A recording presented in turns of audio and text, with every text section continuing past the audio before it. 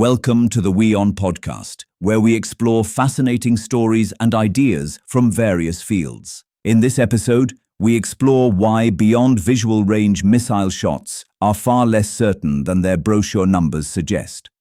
From altitude and target maneuvers to jamming, weather, and data link limits, we break down why real combat often shrinks missile range to a fraction of what's advertised. Missile ranges are measured under perfect conditions. Launches from high altitude at supersonic speed, stationary or non-maneuvering targets, clear weather, and uninterrupted data link. Combat rarely provides these advantages. Range claims shrink dramatically when pilots launch from lower altitudes, lower speeds, or against evasive targets.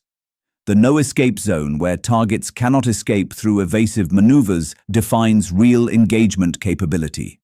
For the AIM-120 air-to-air missile, this zone reaches approximately 50 kilometers, roughly one-third of the advertised maximum range. For Meteor, the no-escape zone exceeds 60 kilometers, but remains substantially shorter than the missile's 200-kilometer advertised range. Missile guidance performance depends critically on target geometry. A head-on target presents a closing speed of Mach 3.5 or higher, giving missiles minimal time to respond to evasive maneuvers. Target aspect angles exceeding 30 degrees force missiles to expend energy turning and bleeding speed, reducing effective range by 40% or more. Missile range improves approximately twofold between sea level and 20,000 feet. Launched from typical combat altitudes below 15,000 feet, missiles lose significant range capability.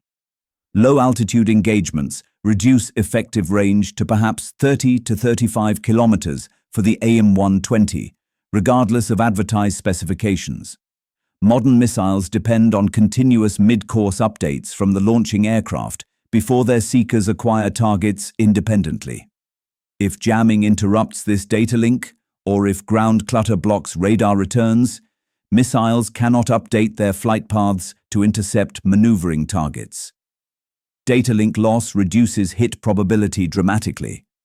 Missiles cannot sustain maximum range against maneuvering targets. Each evasive turn forces the missile to turn harder, consuming kinetic energy at accelerated rates. Historical analysis shows missile effectiveness drops below 50% probability beyond 35 kilometers when engaging targets executing aggressive maneuvers. Contrary to simple mathematics, missiles achieve ranges in head-on engagements only 3 to 4 times longer than close-range tail-chase engagements. The high closure rate between missile and target traveling head-on leaves the missile little opportunity to correct for countermeasures or evasive actions. Infrared-seeking missiles struggle when cloud cover or rain obscures engine heat signatures. Radar-guided missiles face comparable difficulty in severe weather, where electromagnetic propagation degrades. Neither can achieve advertised ranges reliably in the poor weather conditions common in combat. Despite thousands of missiles fired during the Vietnam War, air-to-air kill probability reached only 12.8%.